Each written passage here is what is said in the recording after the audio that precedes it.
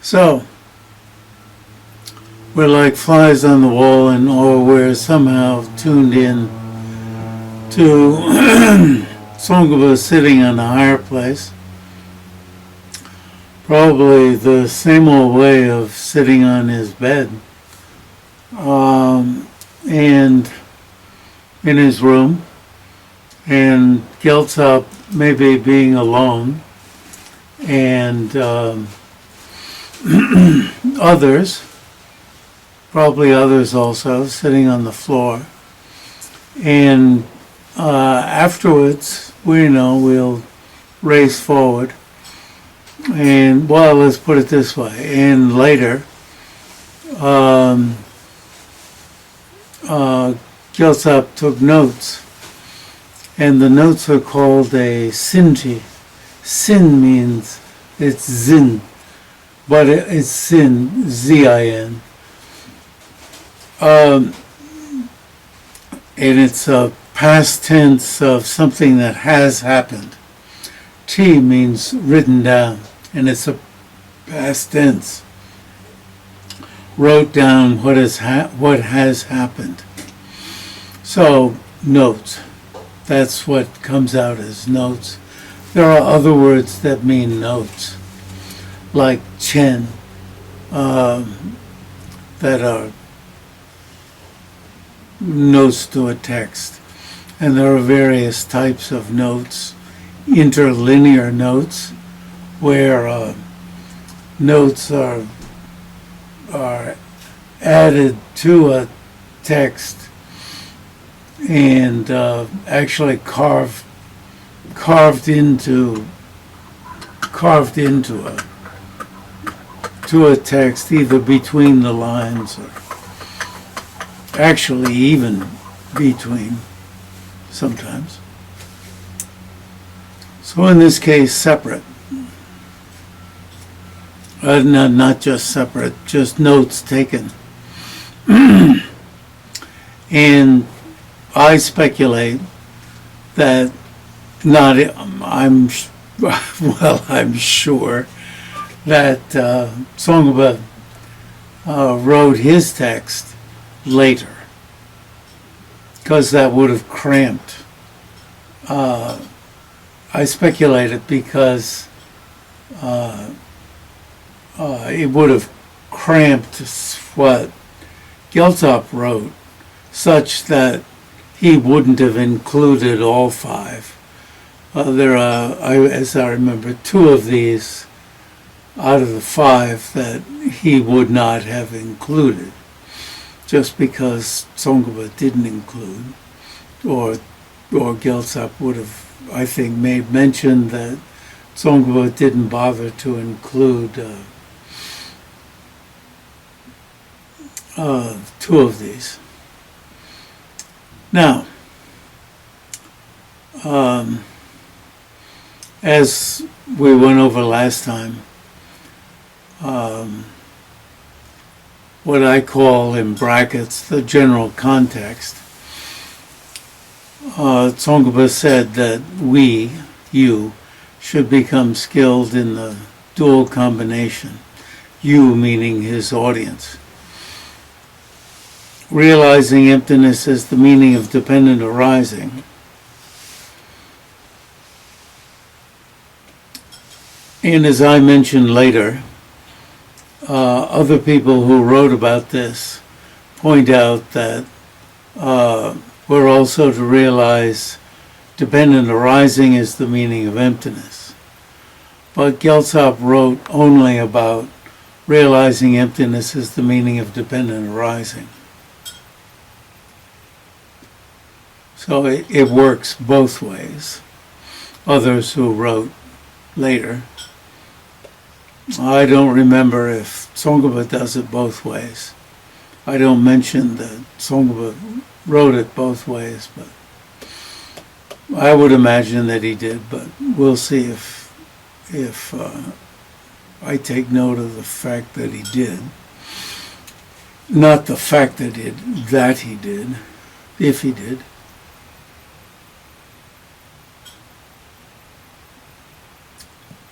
And thereupon destroying So if you realize emptiness is the meaning of dependent arising, and realize that dependent arising, the meaning of emptiness, it works both ways. And thereupon, now does thereupon mean that it's sequential or at the same time? Destroy all the fixations of the apprehension of signs. And this morning, or yesterday, I worked on this both times.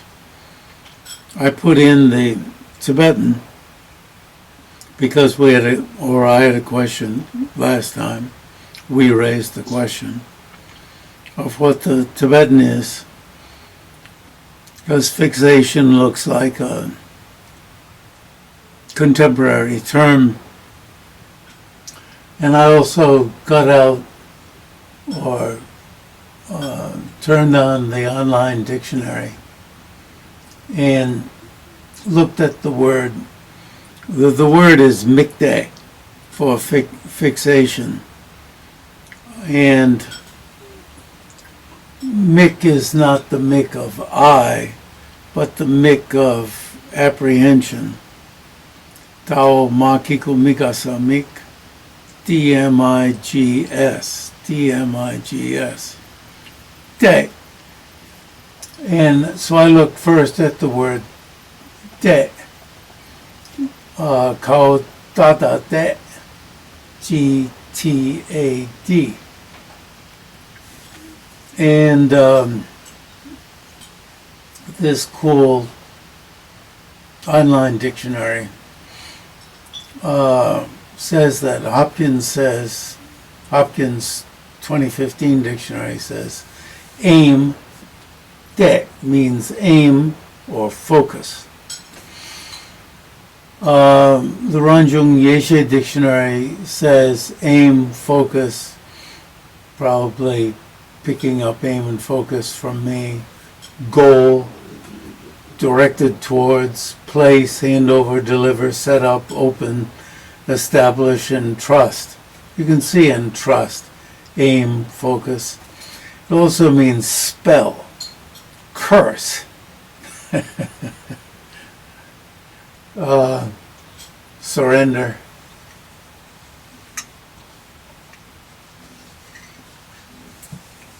You can see about aim and curse, because you're aiming. Curse with a mantra, it says. And then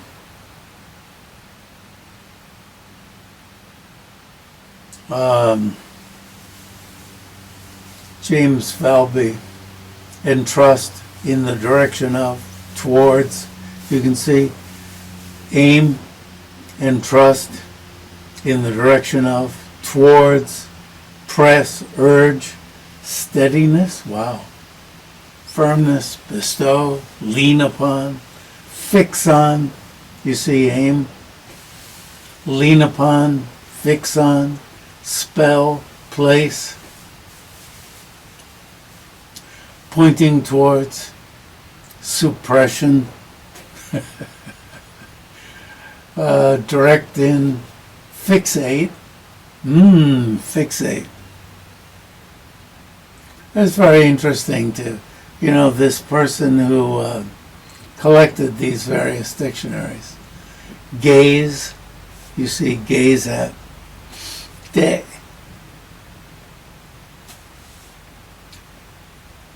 Yves Waldo, I hope I have the name pronunciation right. Aim, focus, direct towards, place, hand over, deliver, etc., etc. Aim, goal. Dan Martin has evil spells. And that's it. So, fixation is aiming, and these are the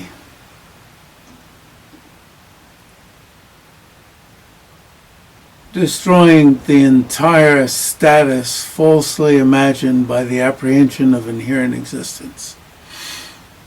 And this is a combination of destroying all of that and retaining the feasibility of all actions and agents in just that emptiness as the meaning of dependent arising. So now, Tsong-kha-pa went through considering these 5 meanings. And the material that we have before us lays out the impossibility of these 5 quickly. And then we go through chapter after chapter, or we consider these 5 in more detail. And then there's chapter after chapter that explores how to take emptiness as the meaning of dependent arising, and dependent arising is the meaning of emptiness. Now, instead of just reading, it's not this, it's, on all 5 of these, this isn't the meaning. We'll explore each one a little bit, rather than just run through them. Given that you've already read that these aren't the meaning, we need to explore them at least a little bit. And take account of how we might get lost in refusing the meaning also.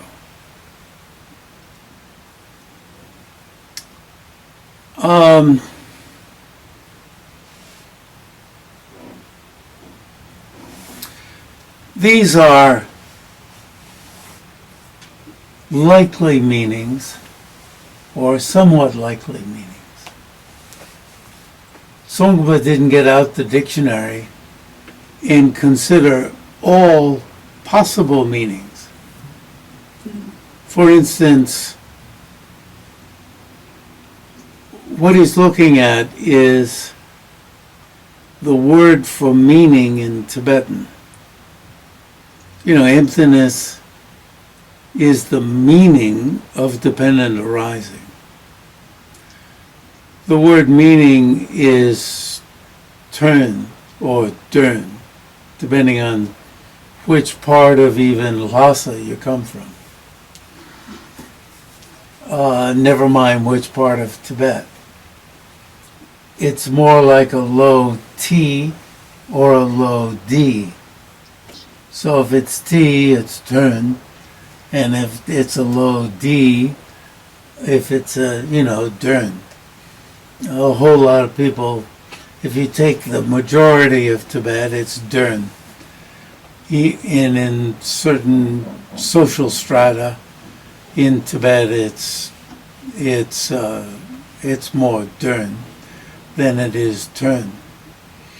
And if you get people even of the same social strata, like the higher social strata, get them to notice each other, they'll even start laughing at each other. That it's, one of them saying turn, the other one saying dern, but they'll hear each other the way they say it, until you get them to notice that they're saying it differently. And anyway,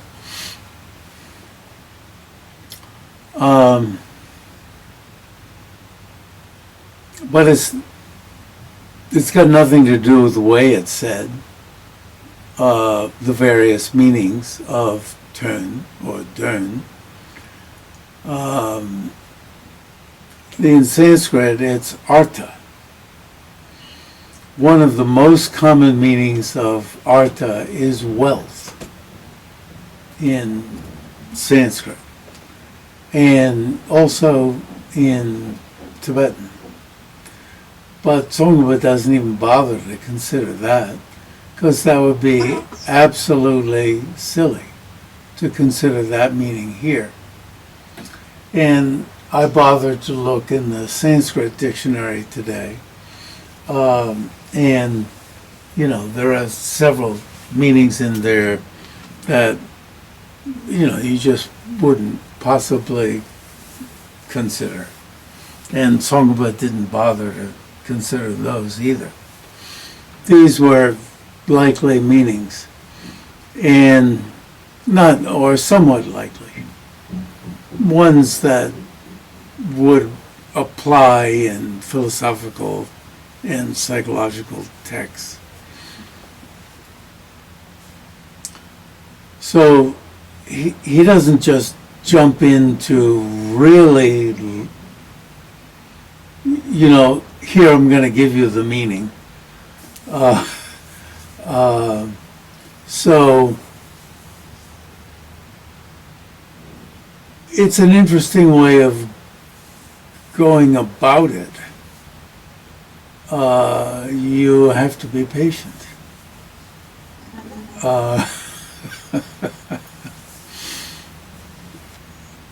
And the first one is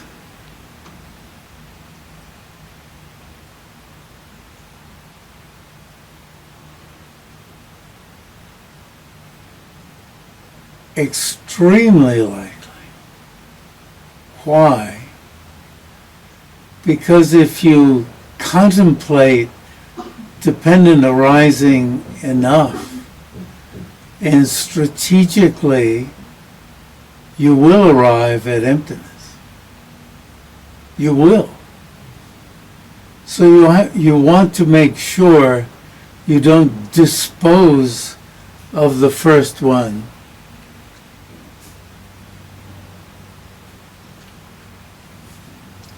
As if it's ridiculous.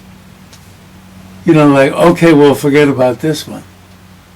And okay, I'll give up contemplating dependent arising as an avenue to understand emptiness.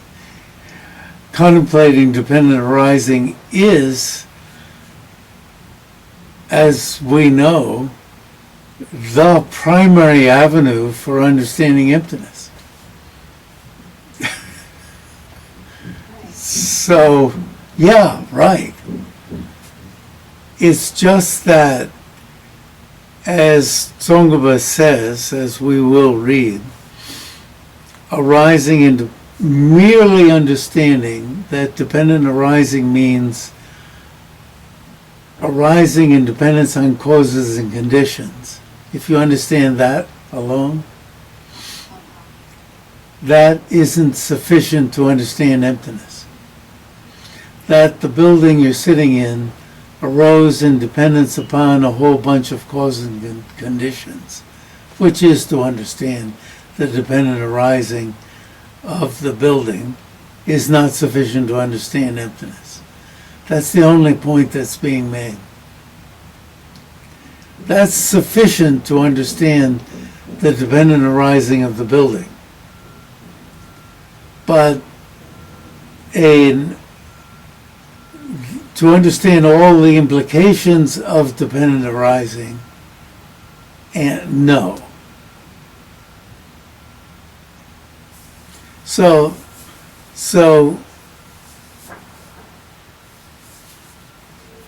to dispense with the first one, as to look on the first, it is not feasible, as if it's dispensing with this. It's, you have to understand what's being dispensed with. Because in fact, we are being called to understand the depth of the first one. And to understand that there are levels of the understanding of dependent arising.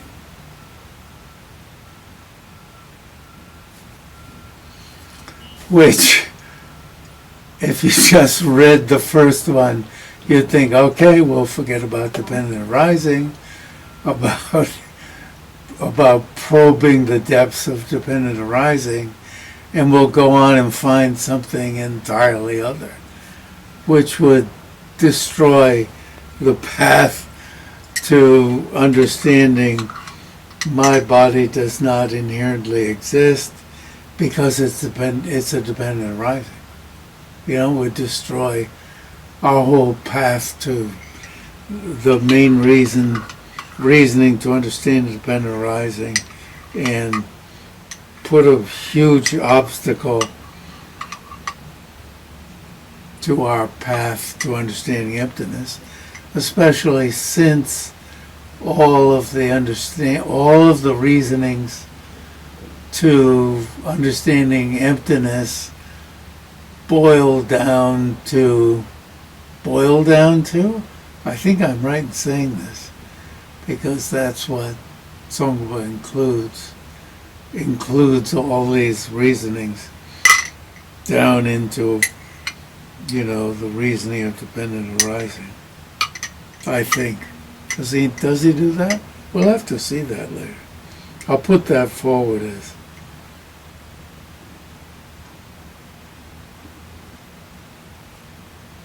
does he say that later?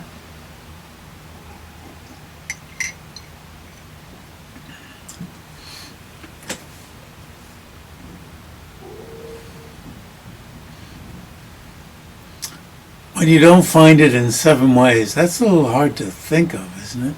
When you don't find the chariot in 7 ways, when you don't find a house in the 7 ways, how can you see that as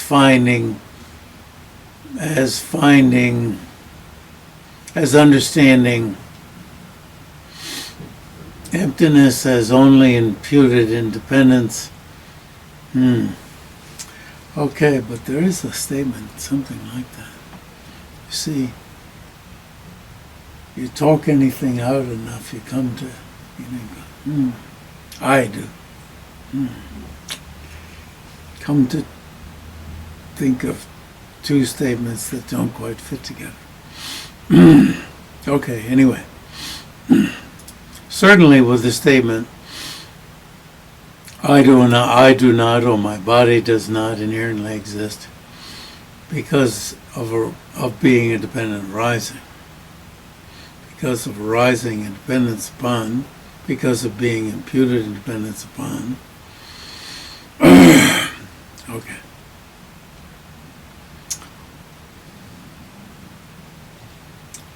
So in exploring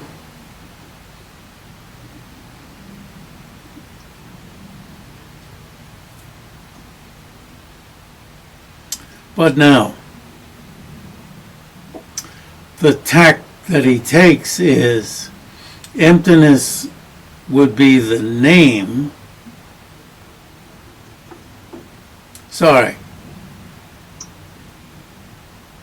Dependent arising is the name and emptiness is the meaning.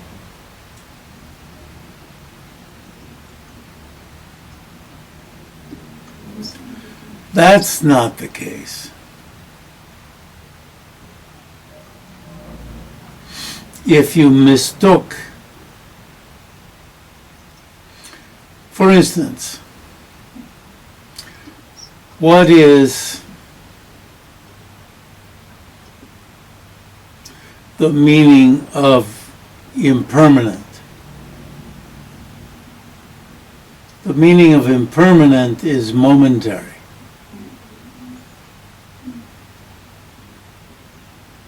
Impermanent is taken to be the name, and the meaning is momentary. If you want to understand impermanent in its subtle meaning, you have to understand momentary. So if dependent arising were the name and emptiness was the meaning,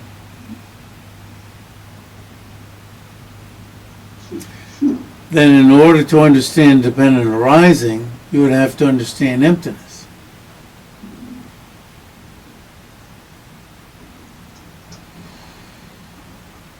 Well, in one way, just to play with this a little, if you are going to understand the profoundest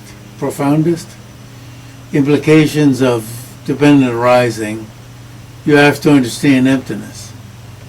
Really, in some way.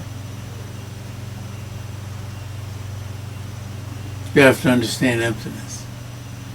The thorough implications of it. But to merely understand dependent arising with valid cognition is to understand arising and dependence upon causes and conditions.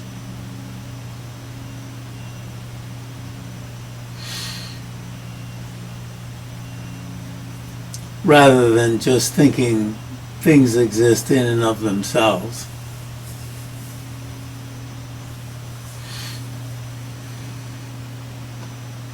But even in saying that,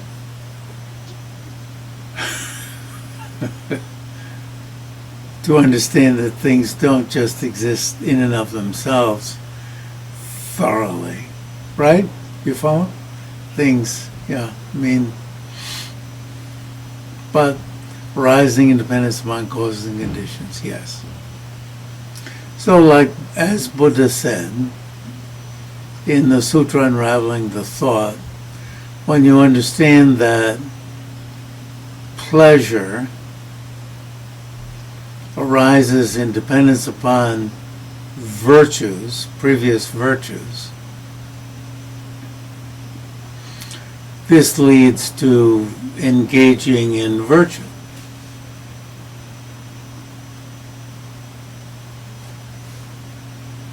Okay.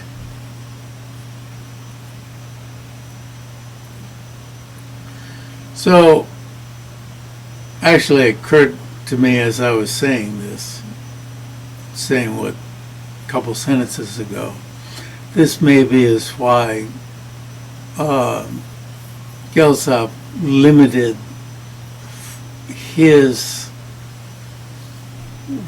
what he's writing about here to emptiness is the meaning of dependent arising. He just did it one way. Emptiness is the meaning of dependent arising.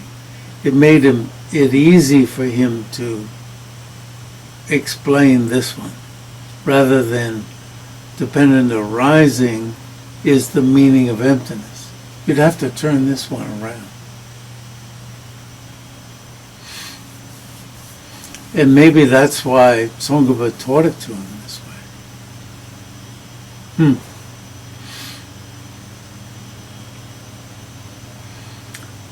So then, what's another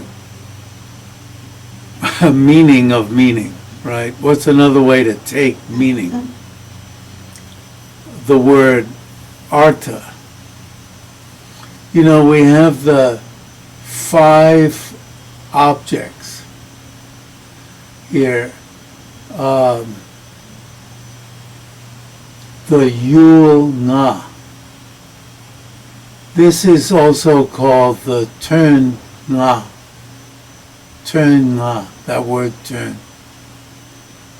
The 5 arthas. The 5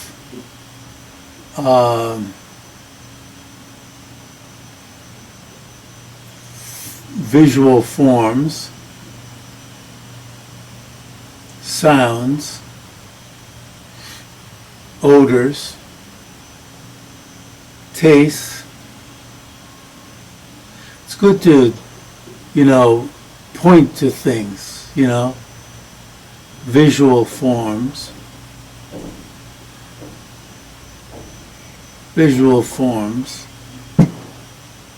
sounds,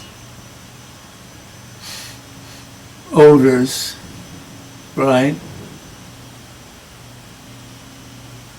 Taste,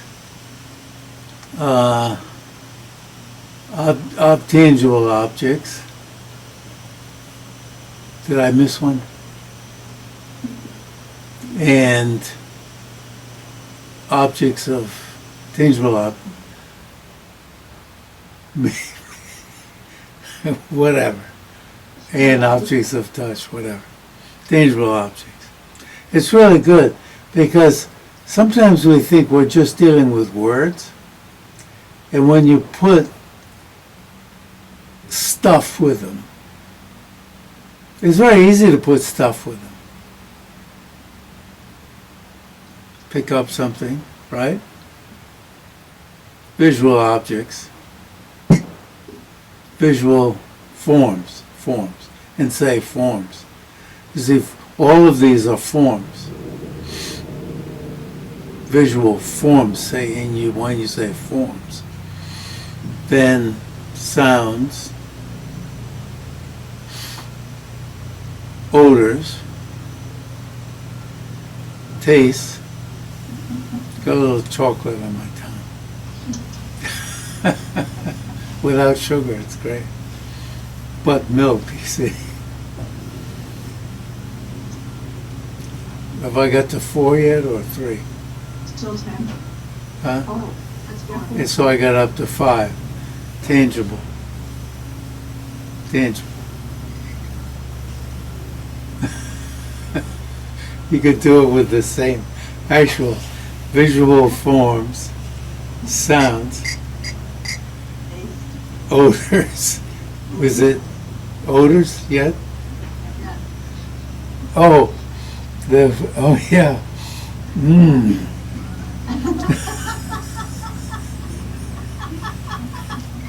All in one. Taste and tangible objects. It's got a nice, yeah.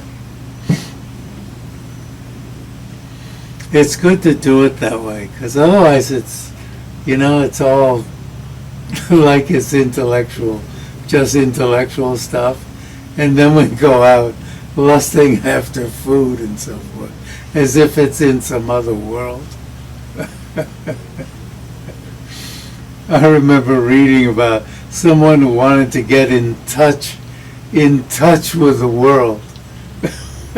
Give me a break. We're in touch with the world all the time. Wanted to get away from words. I forget what I was doing. Yeah, so that's one meaning of turn. Turn is yul, object. So then yul, tongue, yuljen. Yuljen means object possessor, which means literally is object possessor. Yul tongue, yuljen. Object, the easiest translation is object and subject. But actually yuljen, as Hopkins explains down below, there are 3 types of yuljen. Terms have objects. You see, have, object possessor, yuljen. Jen means possess. Have objects. Persons have objects. I own this cup. I don't know how I got it. I don't think I bought it. Somebody gave it to me, so I own it. When I go out of my place in Virginia, I often wonder, what does it mean that I own this?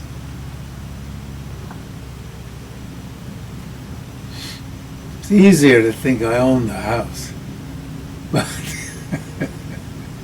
43 acres?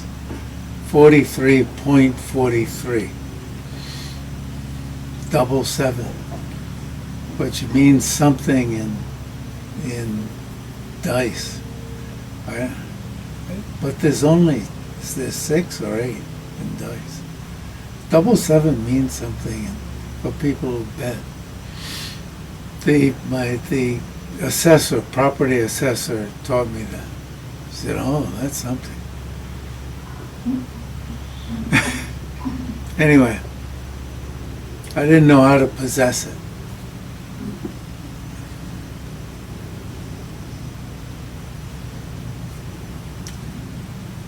Especially since people come and use it when I'm not looking. They come and strap themselves in the trees and drink beer when they hunt. Oh, Yeah. It's ridiculous. They know I don't allow hunting. What can I do? As long as they don't hunt me, especially. Anyway, not as long as. What can I say?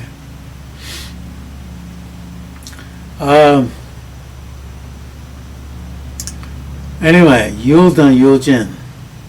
And then object and subject is the one that's relevant here. Out of those 3. The consciousness realizing it. So, you see, all objects are dependent arisings. All subjects are dependent arisings. So, how is this one going to be relevant? All objects are dependent arisings. All subjects are dependent arisings. How's that one going to work out? It's not even, I don't even think there's a trap here, you know? The first one, if you take the implications the wrong way and gave up thinking about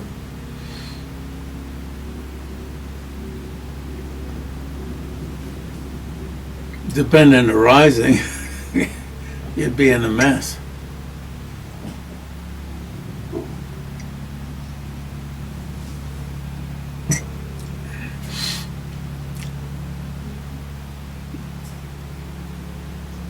Everything's a dependent arising here.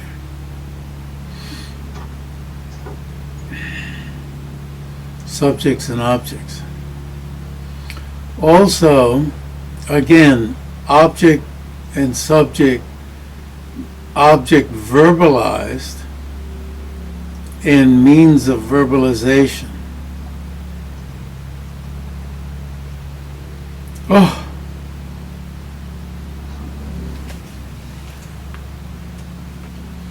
I'm getting tired.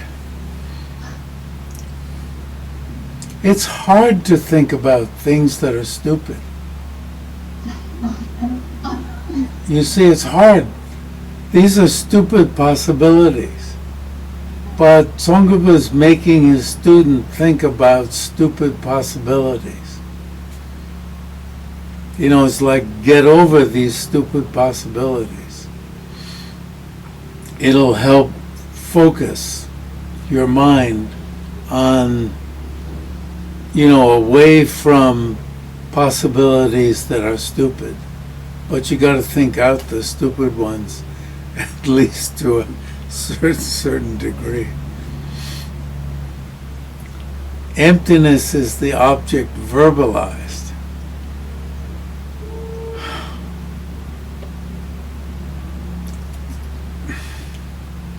Means of verbalization, terms, consciousnesses that are thinking about things, are dependent arisings. And they're also, I mean, what the heck, they're also objects verbalized. I mean, give me a break. Oh, I don't know. I forget what Hopkins has to say. Does he bother to say anything? Now the next one.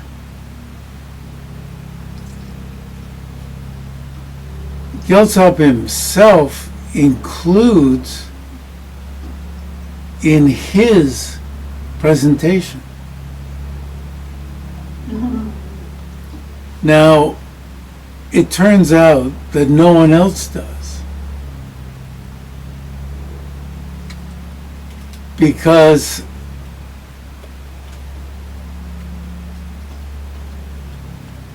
but no one else criticizes him. They just, actually, to make a joke out of it, they implicitly criticize him by not including it in. They get around him. But what they do is they pretty much say the same thing as him, but find some other way of saying it. Why? Because according to Tsong-kha-pa, and Tsong-kha-pa himself doesn't say it the way he says it, when you realize emptiness, you realize only emptiness. You don't implicitly realize anything else at the same time.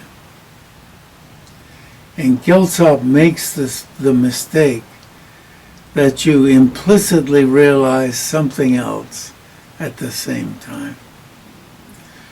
So everybody else has to have some other, shall we say even, cute way of not saying that you implicitly realize something else. Implicitly realize dependent arising, or implicitly realize emptiness. So what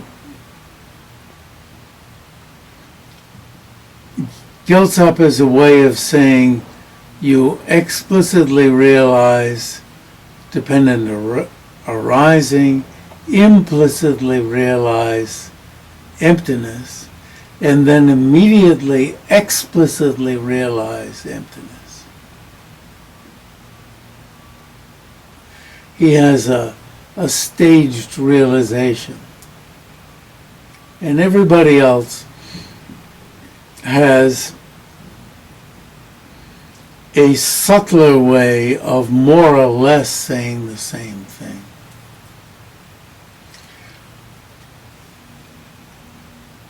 Even in inferential realization, Tsong-kha-pa came to the conclusion that in inferential realization, all that you're realizing is emptiness. And you're not implicitly realizing anything else. But in order to have realization of the one, meaning realization of the other, you're going to have to do some fancy footwork. And the fancy footwork is not going to be around implicit, explicit. There's only going to be explicit realization of one. Now, what we're going to be looking at in the chapters, in the successive chapters, is how each one of them works it. And it's fascinating. Now, implicit realization means that the aspect, remember we've been looking at the word aspect over and over again, that the aspect of that object does not appear to the mind. And that's as much as I'm competent to say at this point. And everyone has I don't know if everyone has a slightly different way. Maybe some of them repeat each other. And it's fascinating how well, let me pejoratively say, each one has, it's all his cake and eats it too. Now, has means you eat the cake, but you've also got it for tomorrow. I mean, that's magic. If you eat it today, it was my birthday yesterday, right?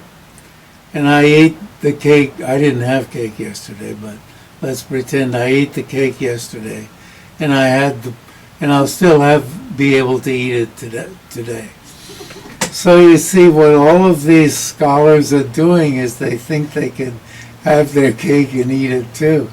They've got a way of having it, and it's not the way that you see down below, next page, when they explicitly ascertain, if we jump down, the meaning of the term dependent, they implicitly ascertain, and thereupon in awareness, explicitly ascertaining emptiness is immediately induced. No one else says it that way. Now these are that's still Gyal-tshab. These are the notes he took from Tsong-kha-pa. He claims this, he wrote down what Tsong-kha-pa said. And nobody bothers to take him to task. Yet, shall we make a joke and say, they implicitly criticize him, because not even Tsong-kha-pa, but of course Tsong-kha-pa didn't see what he wrote.